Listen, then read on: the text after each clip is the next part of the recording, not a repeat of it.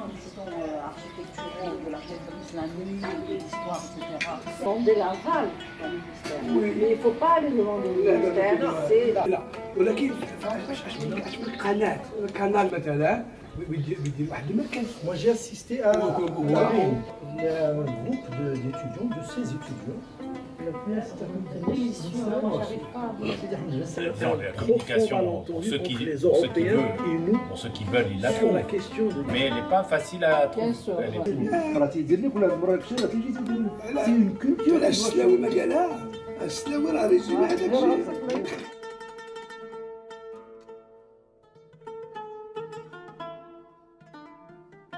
Le bulletin du patrimoine de Marrakech et de sa région vient de publier le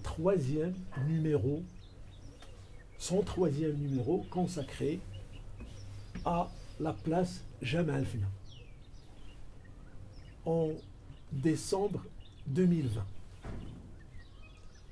Ce bulletin a déjà sorti un premier numéro consacré au cœur historique de la vieille Médina, c'est-à-dire autour du quartier Ben Youssef, le cœur historique, comme j'ai dit, de la Médina. Et un deuxième numéro qui a été consacré au quartier Le Koutoubia,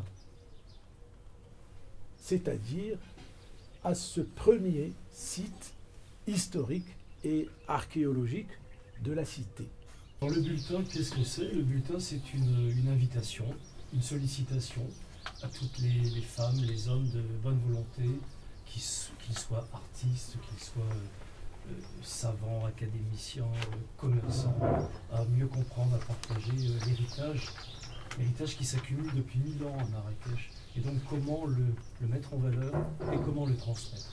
Et c'est cette transmission qui est au cœur de notre propos. Alors il faut pour tout le monde beaucoup d'indulgence sur les forces et les faiblesses en quelque sorte de ce bulletin, mais disons-le bien clairement, c'est un acte de bonne volonté. الحديث عن مجلة دفاتر مراكش، دفاتر تراث مراكش والجهة، يقتضي أولا أن نتحدث عن خطها التحريري. فارتأت ارتأى مؤسسو هذه المجلة وأيضا هيئة تحريرها أن تقدم واحد المادة حول تاريخ مراكش وجهة مراكش أيضا من خلال تصور لتقديم التراث في هذه المرحلة التي أصبح التراث فيها إن شئنا نوع من التجارة النافقة. التراث اليوم الكل يتحدث عنه بطريقته الخاصة، ونحن ارتأينا أن نقدم هذا التراث انطلاقا من مجموعة من الأشياء التي تميز هذه المجلة، وهي أولا الحرص على تقديم مواد حية، وعلى تقديم أيضا نصوص لم تنشر من قبل. ثم إننا في زمن الصورة، أصبحت للصورة دور كبير في المجلة، من خلاله نحاول أن نعيد ترتيب المكان وترتيب التاريخ أيضا. Eh bien, je suis contente de participer à ce troisième bulletin du patrimoine.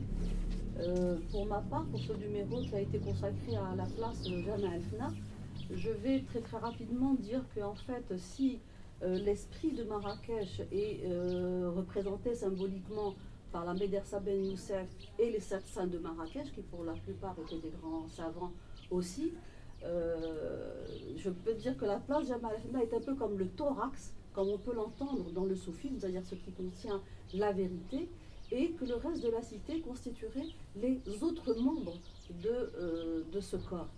Et que moi j'ai fait un article sur le conte et sur un autre événement important en 1969, c'est-à-dire le baptême de l'image de la place Jemaa el-Fna. En ce qui concerne les conteurs par rapport à cette image, donc j'ai prise pour représenter donc symboliquement la cité de Marrakech, je pense que le conteur est un peu l'âme de cette place, et l'âme, donc c'est un peu comme le souffle insufflé dans ce corps et qui a donné pendant des milliers d'années, qui a donné corps à cette ville et à cette place. Non seulement parce qu'il transmettait l'histoire, mais il transmettait l'imaginaire, et puis il servait aussi de lieu de communication entre les différents gens des différents quartiers.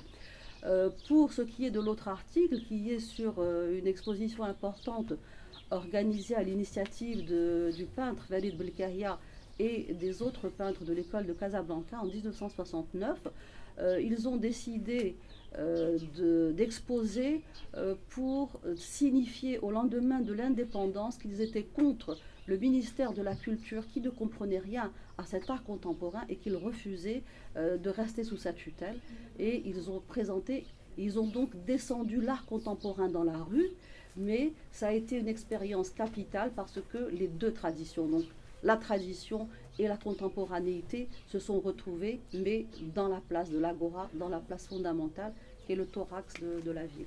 Merci. Le numéro 3 du bulletin nous a permis, ce que nous avions fait dans le 1 et le 2, d'aborder des sujets de manière un peu transversale.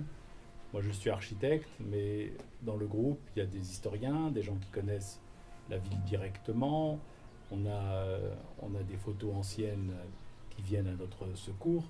Donc ça a été l'occasion d'aborder des sujets avec un recul que l'on n'a pas d'habitude, ni dans les conversations. L'écrit permet de faire cette recherche et le bulletin nous a donné cette possibilité d'approfondir des sujets qu'on aurait passé en tangente. Spécialement s'agissant du port sec, du port urbain, cette idée a séduit le comité et nous avons approfondi. Et effectivement, on a trouvé que l'approche purement historique n'était pas suffisante, que le regard d'aujourd'hui, étant donné les évolutions très rapides qu'a connues le siècle passé, ne permettait pas de comprendre les choses. Et donc c'est un petit peu la mise en perspective des outils de l'architecte, de l'urbaniste, du photographe, de l'historien, qui ont permis de faire émerger une hypothèse qui est devenue, qu'on a vérifiée. Et effectivement, on a pu démontrer dans cet article que Jemaa el-Fna, ou Rahba, plutôt Jemaa el-Fna, plutôt que place, était un élément très important dans la ville, bien plus important qu'aujourd'hui, bien plus vaste, et c'était le cœur du fonctionnement économique en particulier. C'était l'arrivée, le départ des caravanes vers l'Afrique, vers l'Orient, vers l'océan. Donc il y avait là une activité énorme qu'on a du mal à imaginer. Pour moi, je prolonge un petit peu ma réflexion sur ce que je fais en tant que philosophe, c'est-à-dire un petit peu, je continue à dialoguer avec d'abord moi-même, avec mon histoire, mon passé, mon environnement. Et il se trouve que la question du patrimoine, que ce soit le bulletin, d'abord c'est l'aboutissement de tout un travail que nous avons fait, moi et quelques autres amis qui font partie, qui sont partie prenante de ce comité de rédaction, de ce bulletin, le bulletin de la Fatah Tourat. Donc la question du patrimoine rentre dans le propre de ma réflexion en tant que philosophe. Concernant l'article, il continue aussi, mon article, l'article avec lequel je participe dans ce numéro, continue une réflexion avec justement Allah Raja tout à l'heure a fait référence à la rencontre à Ambrassat bin Youssouf. En 2014, il y avait une grande manifestation, 2014-2015, à Ambrassat bin Youssouf. J'ai écrit après un petit texte, La imaratu ihtifa'un bil wujud. al-imaratu ihtifa'un bil-wujud, comment le wujud, l'être, en fait, est en fait à travers la question de l'architecture, quelque chose comme ça.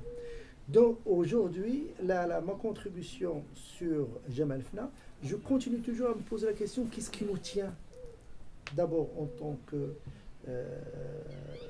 fils de cette ville, qu'est-ce qui tient les étrangers, qu'est-ce qui les tient à ce lieu.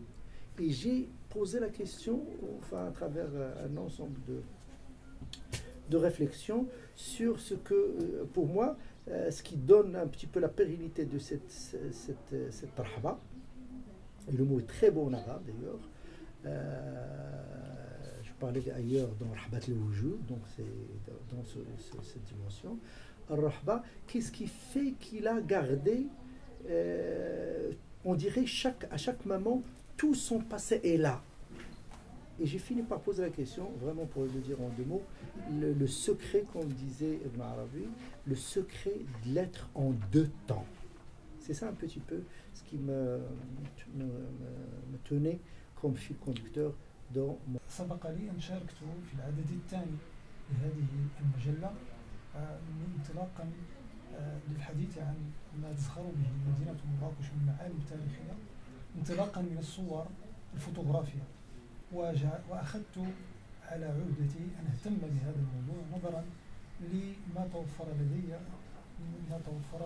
لدي من مادة هذه الصور بفضل صاحب دار الصورة مسيو باتريك ماراك، الذي يعود له الفضل في بسط هذه الصور أمامي بقراءتها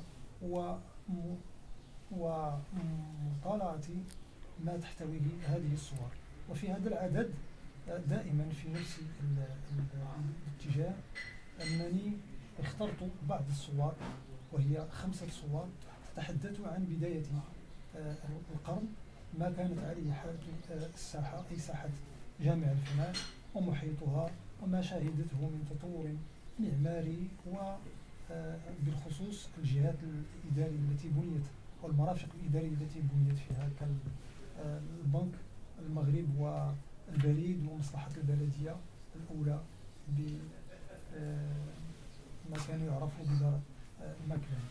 إذن هذا الجانب الذي تهتم به الصورة اليوم، فهي وثيقة تاريخية تكمل ما هو حاصل من نقص في المادة المصدرية الموثقة، لأن جامع الفناء وثقت لها بعض المصادر القليلة مثلا كربخال مرمول كربخال في وصف إفريقيا أو ما كتبه الحسن اليوسي أو ما كتبه غيره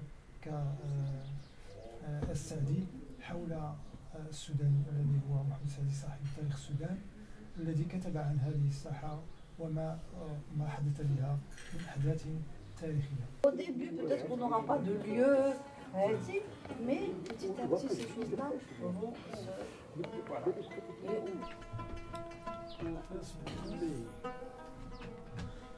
منامة قطوفها دانية، هذه هي هذا العنوان للمقالة التي كتبت في هذا المجلد، وابتدأتها بشعر لأحد كبار العلماء الحكماء: يا ضاحكا في صورة الباكي، يا ضاحكا في صورة الباكي، أنه تمثلت جامع الفناء في هذه الحال. يعني هو في الحقيقة هي مقام ابتهاج، مقام ألفة، ومقام بحث أو مقام يبحث فيه عن المعنى، وبحث الناس عن المعنى لمدة قرون في هذه الساحة. وتخيلت وافترضت مفاكهة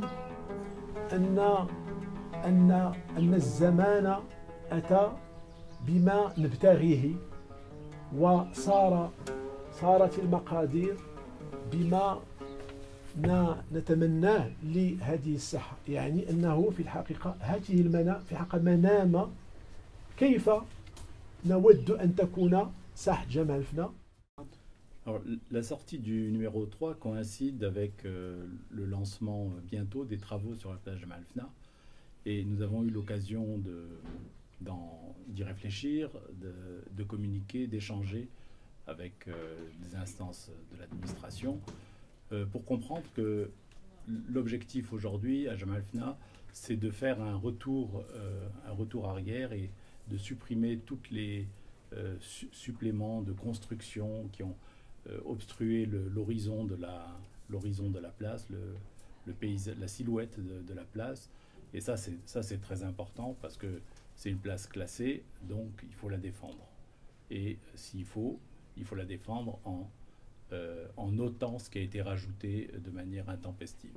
Donc ça c'est en route, mais la réflexion que nous avons eue sur la place, notre équipe pluridisciplinaire, montre surtout un problème plus important, maintenant que techniquement les choses apparaissent, c'est que on le fait pourquoi ?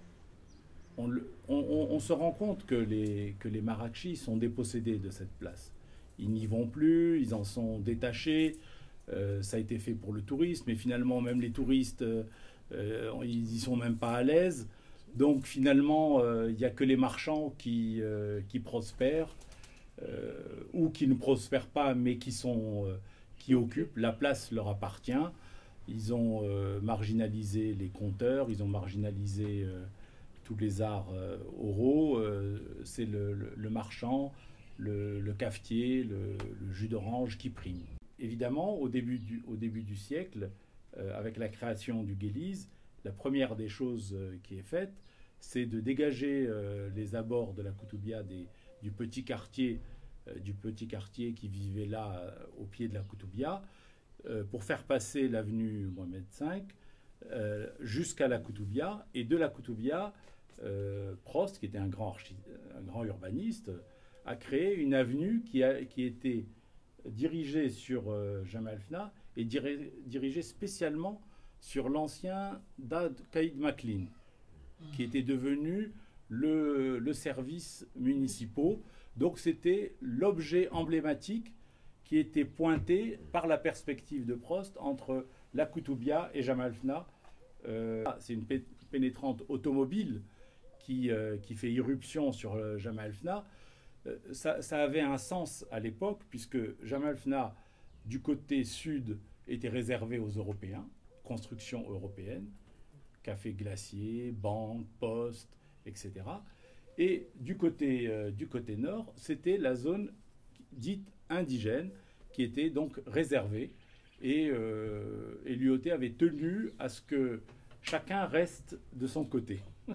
Et donc cette avenue qui rentrait dans la place, c'était une avenue automobile qui permettait aux Européens de venir à Jamalfna et de voir la ville indigène, ses manifestations folkloriques, de venir et de repartir. Bon, évidemment, ceci a continué. Le tourisme s'est accru considérablement au point qu'il ne reste plus que du tourisme à Jamalfna et tous les autres sont plus ou moins exclus. Ceci pour dire que cette perspective, par exemple, entre la Koutoubia et l'ancien Caïd Maclean, ou maintenant le Petit Marché, pour ceux qui connaissent, cette avenue, elle avait un sens en 1912-15. Aujourd'hui, elle a moins de sens. On n'est pas obligé de renforcer des perspectives comme ça. On peut au contraire les atténuer pour montrer que ce qui est important, ça n'est pas... Enfin, on est libre de réfléchir et de choisir les choses importantes. Aujourd'hui, Jamalfna a besoin de moins d'activité, de moins de trépidation pour laisser une expression populaire et laisser les Marrakechis revenir dans la place. Ça veut dire qu'il faut arrêter la concentration des touristes sur ce passage obligé vers la Médina. Il faut trouver les moyens, réfléchir, et ça c'est vraiment la vie de la place, c'est de décharger la place de ce trop-plein d'activités, de ce trop-plein de flux des personnes, des touristes, etc. Les disperser plus dans la ville. Les restaurants n'ont pas à être tous là au même endroit, ils peuvent être dispersés dans les environs, etc. C'est en atténuant cet effet de grande concentration qu'on va donner à la place à nouveau une nouvelle vie plus paisible, plus intéressante pour les Marrakechis. من غايات هذا العدد الثالث من دفاتر التراث المخصص لساحة جمال الفنا وهو مواكبة الأشغال الكبرى التي تعرفها المدينة داخل السور. ومن المفترض أن ما يقع داخل المدينة وعلى وجه الخصوص ما يحدث من كبير أعمال الترميم سيكون تتويجا ما يصير في ساحة جمال. فالإدارات العمومية المكلفة بهذا الورش الملكي الكبير هم الآن يعني منكبون على إنجاز وإعمال النظر بشأن التبليط، بشأن الواجهات، بشأن التشوير، وبشأن الإنارة. وعلى وجه الخصوص هناك أمر آخر هو من الأهمية بمكان، هو كل تلك النقط الكثيرة اليوم التي لم تحترم القوانين الحضرية والقوانين المعمارية حول الساحة. تراث الماء غير المادي لساحة جمال الفنا هو في خطر، بل قد توارى ومنذ مدة، والأدهى أن هذا التراث صار يتوارى منذ أن أعلن عن ساحة جمال الفنا تراث عالمي من قبل منظمة اليونسكو.